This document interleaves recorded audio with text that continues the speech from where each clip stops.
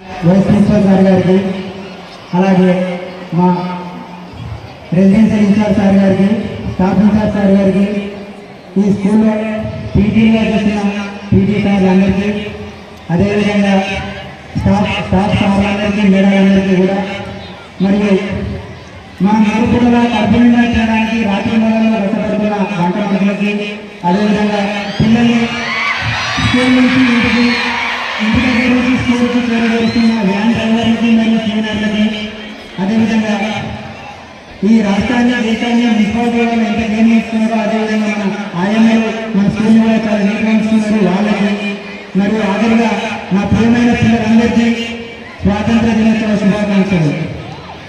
అసలు స్వాతంత్ర దినోత్సవం మనకి ఎట్లా వచ్చింది అనేది మీ అందరికీ కూడా తెలిసి ఉండాలి. తెలుసా? స్వాతంత్ర దినోత్సవం మనకు ఎలా వచ్చింది అనేది తెలిసిందని, వాళ్ళ ప్రాణాలను త్యాగం చేస్తే మనకు స్వాతంత్రం వచ్చింది, సాధిస్తే వచ్చింది అని చెప్పి భగత్ సింగ్ గారు, సుభాష్ చంద్రబోస్ గారు, ఝాన్సీ లక్ష్మీబాయి గారు, గాంధీజీ గారు, అలాగే లాలా లజపతి రాయ్ గారు, బాల గంగాధర్ తిలక్ గారు, సర్దార్ వల్లభాయ్ పటేల్ గారు, ఈ విధంగా ఎంతో మంది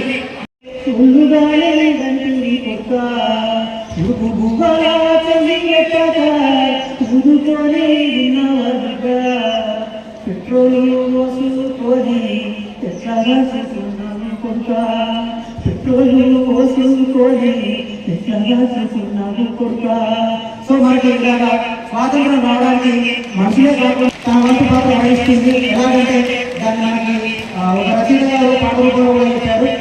కుమారంలో పోయినమ్మ పటవాడుతున్నది తెలంగాణ అన్నది, అలసిపోయిన లేకున్నదంటూనేస్తనన్నది, కలిగ చేగడుతనన్నది, ప్రాణం పోయని కాపిల్లడప్పుడైతనన్నది, దండోరేస్తనన్నది, ఇప్పుడే పుట్టిన లేదా దుర్గబింకులాడుతున్నది, దుర్గాం చేస్తనన్నది. కుమారంలో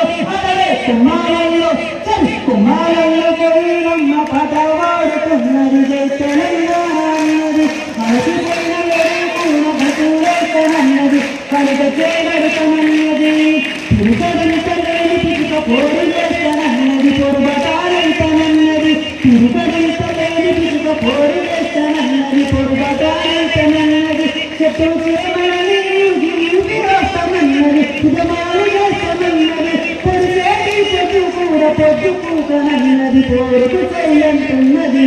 కుమారంలో పోయినమ్మ పటవ